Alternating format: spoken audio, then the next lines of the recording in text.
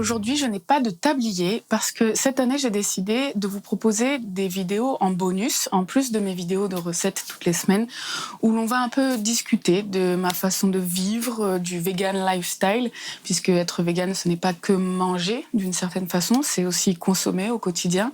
Et je vais vous donner quelques astuces pour vous aider dans votre transition, puisque je suis très heureuse de savoir que parmi mes abonnés, vous êtes, je pense, quasiment la moitié de personnes qui ne sont pas du tout végés, mais qui sont dans une transition, qui ont envie déjà de réduire leur consommation de viande et de poisson, ou qui ont passé le cap en 2018 du végétarisme ou du véganisme. Donc j'ai envie de vous aider. Et on va commencer par cette vidéo de mes indispensables en cuisine, puisque quand on devient végétarien ou vegan, la première chose qu'on fait, c'est évidemment de faire le tri dans ses placards et ensuite d'aller faire les courses. Alors, déjà la base pour moi, ça va être de remplir mes placards de tout ce qui va pouvoir me permettre de faire des sauces pour accompagner mes plats. Donc déjà la base pour faire des sauces, c'est de la sauce soja, le fameux tamari. Moi je l'utilise pour cuire mes légumes, pour faire des vinaigrettes, pour faire des marinades. C'est vraiment la base de mes placards. Et ensuite, tout ce qui est huile d'olive, huile de colza et huile de noix pour les oméga 3, puisque si vous ne mangez plus de poisson, il faut avoir un apport en oméga 3, je vous l'ai déjà dit. Et l'huile de colza et l'huile de noix est riche en oméga 3. Donc l'oméga 3, c'est assez fragile, conserver ces huiles au frais. De l'huile de sésame grillée, je l'utilise aussi pour faire cuire mes légumes de temps en temps ou pour faire des sauces un peu asiatiques ou des vinaigrettes. J'adore l'huile de sésame grillée. De l'huile de coco, donc on en trouve en pot dans les magasins bio. Si vous n'aimez pas vraiment le goût de la noix de coco, il existe aussi des pots d'huile de coco désodorisée, c'est-à-dire que ça sent beaucoup moins la noix de coco. De la margarine, évidemment, c'est le beurre végétal. Bon, ça maintenant on en trouve de partout. Ça remplace le beurre, c'est bien. Du liquid smoke, moi j'utilise celui-là, j'en ai déjà parlé dans ma vidéo spéciale Noël 4, où je vous ai proposé une recette de saumon vumé. Créez aussi des sauces à base de vinaigre, mais pas que de vinaigre de vin. Prenez du vinaigre balsamique, du vinaigre de cidre, du vinaigre aromatisé à la framboise, du velours balsamique, du velours aux échalotes, c'est super bon. De la moutarde, évidemment, pour les sauces. Moi, je l'utilise aussi, vous l'avez vu, dans des gratins. Ça va super bien avec certains légumes. Je pense aux choux-fleurs, aux poireaux. Donc moi, la moutarde, je ne peux pas m'en passer. Dans mes placards, j'ai aussi toujours des bocaux de pulpe de tomates ou de tomates pelées ou de concentré de tomates. Ça permet, pendant l'hiver, par exemple, de pouvoir faire des sauces bolognaises ou des sauces à la tomate. Évidemment, le lait de coco et la crème de coco, j'en ai toujours au moins une brique dans mes placards. Et des briques de crème. J'ai toujours des briques de crème végétale dans mes placards. Mais pas que de soja. Il existe beaucoup d'autres crèmes végétales disponibles en magasin bio. De la crème de riz, de la crème d'épaule, de la crème d'amande, de la crème d'avoine. Si vous ne les connaissez pas, goûtez-les. Découvrez les textures. Il y en a des épaisses, il y en a des plus fluides. Il y en a qui ont des goûts peut-être qui vous plairont moins. Et sinon, quand j'ai la flemme de cuisiner, il existe aussi des sauces toutes prêtes. Alors mes sauces préférées, c'est évidemment les sauces Ibi. Ce sont des sauces véganes, certifiées. Il existe une panoplie de choix de saveurs. Et vraiment, moi, c'est ce genre de produits qui m'ont aidé à arrêter de manger des produits laitiers parce qu'elles sont tellement savoureuses que t'as pas besoin d'ajouter des produits laitiers auxquels t'es habitué, qui sont bien lourds, bien gras. Maintenant, j'achète ces sauces-là parce qu'elles sont même meilleures que celles qui sont pas véganes, quoi. Et sinon, Wetty aussi font des sauces toutes prêtes. Donc là, j'en ai deux, toujours au frais.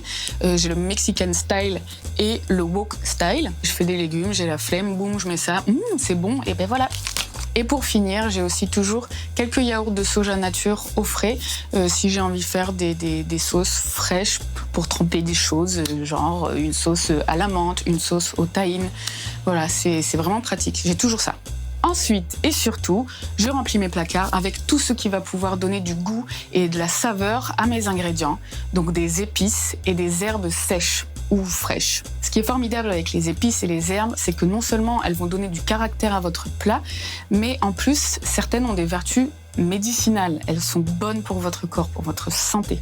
Donc j'ai envie de vous dire, commencez par ça. Faites le tri dans vos placards, videz tout le rayon des épices, vérifiez les dates de péremption et créez votre placard à épices. Dans mon placard, par exemple, il y a toujours des épices du nord de l'Afrique, donc du ras el hanout, du cumin, du curcuma, du gingembre moulu, du paprika.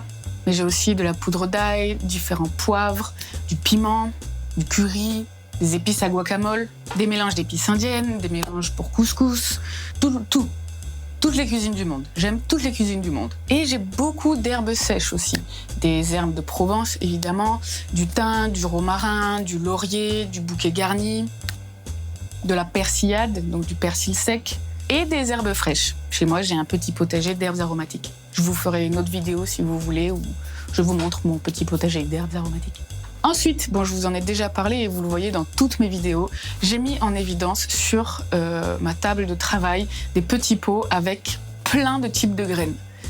Parce que les graines, on n'y pense pas au début et c'est vraiment un allié nutritionnel si vous avez une alimentation végétale. Donc voilà, ça m'aide parce que parfois, même moi, je n'ai pas le réflexe d'ajouter des graines dans mes plats, alors que pareil, ça rajoute du croquant, ça rajoute de la couleur, ça rajoute un peu d'originalité dans les plats. Et en décoration, ça donne envie, c'est beau à regarder. Ensuite... Ah oui, et là, il y a des graines que je n'ai pas mises en évidence, qui sont extrêmement fortes en goût. C'est par exemple les graines de fenouil. J'avais fait une recette de brunoise de courgettes marinées dans ma vidéo de l'apéro, où j'utilise des graines des graines de fenouil. C'est comme les graines de coriandre ou les graines de cumin. Dès que ça craque sous la dent, ça fait danser vos gencives, c'est assez incroyable. Donc ça aussi, évidemment que j'ai ça en réserve dans mes placards. Et l'ail, évidemment, l'ail. On ne peut pas parler de saveur sans parler d'ail. Moi, je l'utilise cuit dans les bouillons, en guise d'exhausteur de goût. Je l'utilise rôti au four, ça parfume tous les légumes. Je l'utilise cru dans les marinades, puisque l'ail cru, c'est un antibiotique naturel. Je l'utilise tout le temps. Je ne peux pas vivre sans ail. Ensuite, ah oui, j'ai aussi toujours des petits cubes de bouillon de légumes. Boum, tu le mets dans l'eau de ton bouillon, ça parfume tout. C'est pratique.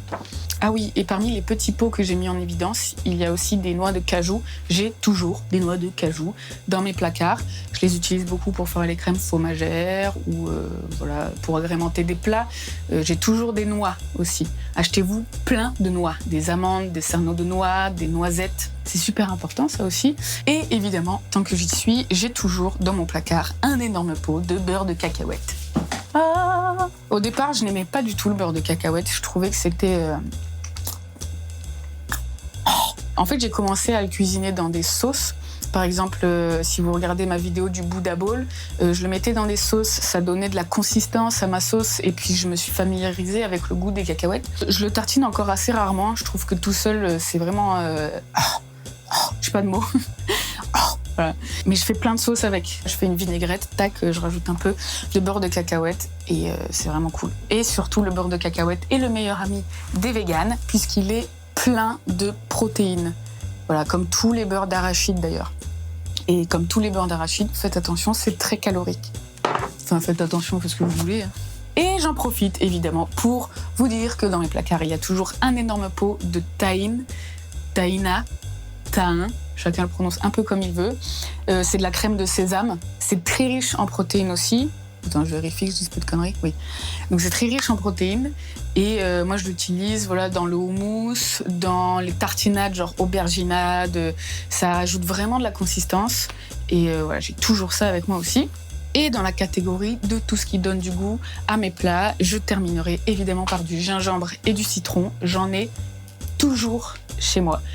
Déjà parce que c'est bon, mais en plus c'est super dynamisant. Je l'utilise en boisson. Parfois je me fais 1 litre d'eau avec du gingembre et du citron. Je le bois toute la journée, ça m'évite de boire du café et je suis en pleine forme. Et le citron, je l'utilise pour les marinades, pour relever le goût.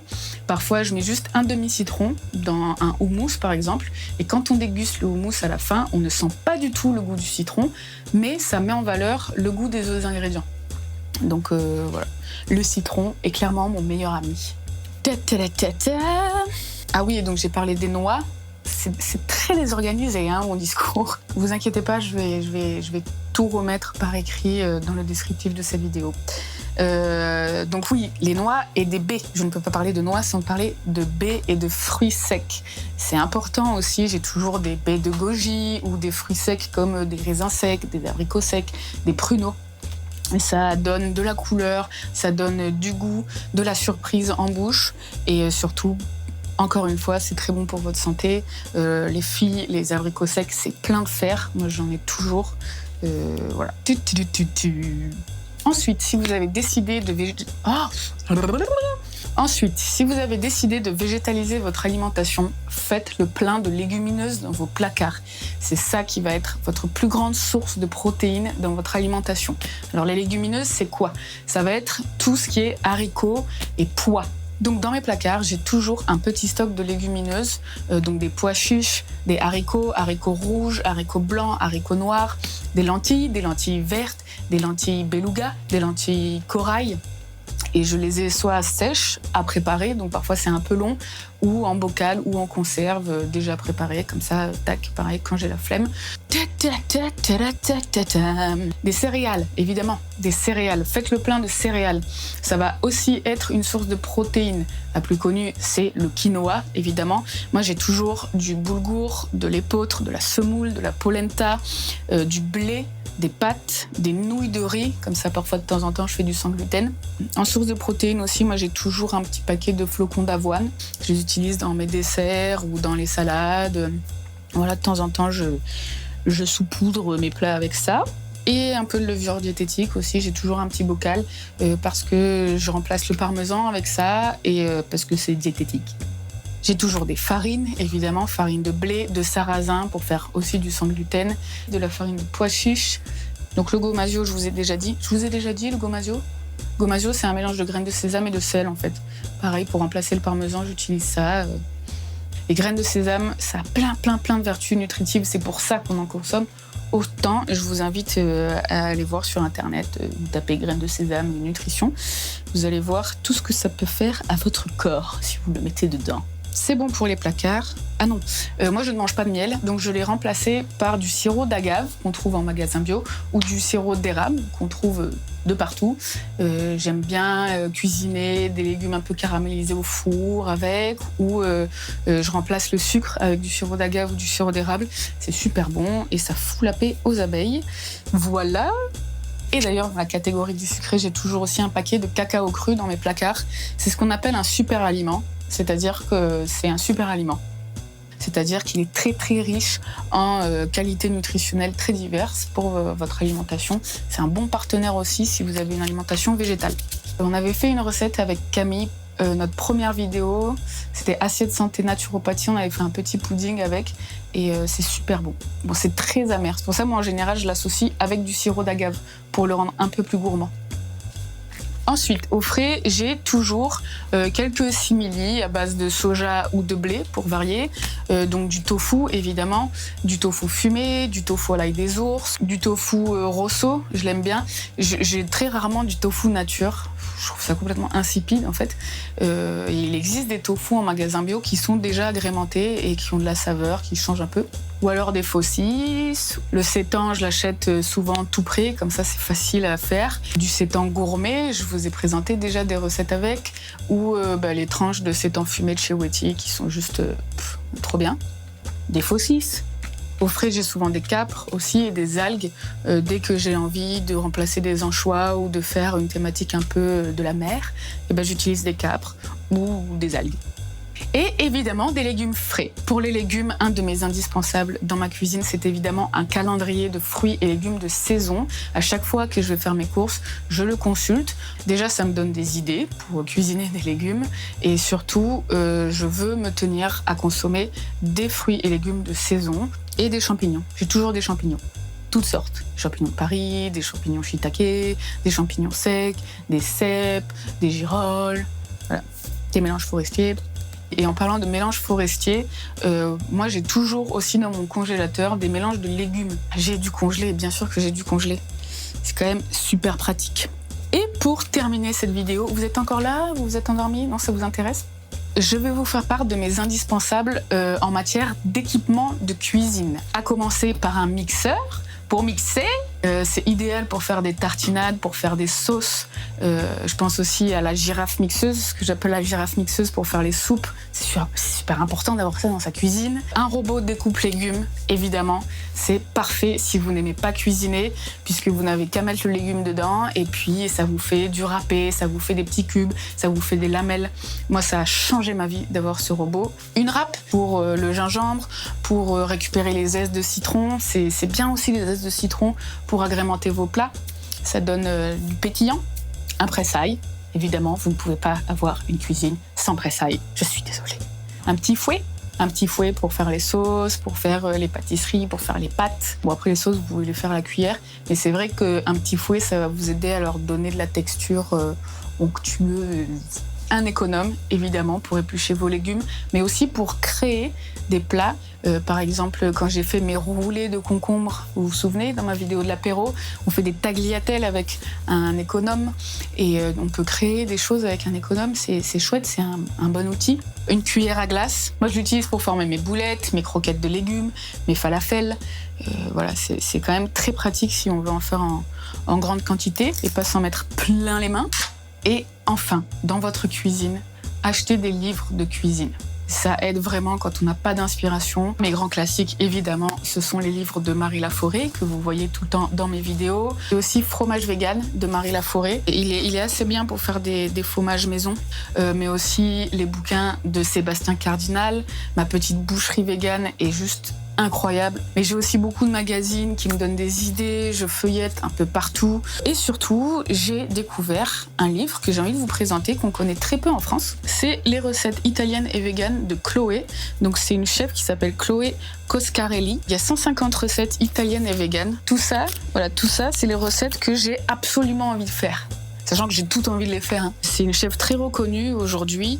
C'est elle qui a fait tout le repas vegan de la soirée qu'a organisée The Human Society en Amérique. Donc voilà, prenez-vous des livres, ça vous donne des idées sur le moment et puis ça nous permet d'apprendre aussi parce qu'il y a des intros. Moi, j'ai beaucoup appris avec ces livres en fait quand j'étais au tout début de mon végétarisme. Et c'est important d'apprendre, de se renseigner. C'est comme ça qu'on aura les armes pour créer ses propres habitudes alimentaires et se faire plaisir, puisque la base, quand même, c'est de se faire plaisir en mangeant. Sans ça, vous n'y arriverez pas. Voilà pour mes indispensables. En bonus, je voudrais quand même vous dire que c'est important d'avoir dans votre cuisine un germoir à graines. Je vous ferai une vidéo pour vous montrer comment faire germer ses graines à la maison. C'est très simple. Voilà, moi j'ai acheté celui-là en magasin bio. Il coûte 9 €, je crois. Il est très facile d'utilisation, mais il en existe plein. Voilà, je crois que j'ai fait le tour de mes indispensables. Si j'ai oublié quelque chose, je vous le dirai. Si vous avez des indispensables que je n'ai pas cités, n'hésitez pas à commenter cette vidéo pour qu'on puisse partager les uns les autres nos habitudes et apprendre des uns des autres. J'espère que cette vidéo vous a été utile. Je vous donne rendez-vous la semaine prochaine pour de nouvelles recettes et de nouveaux bonus.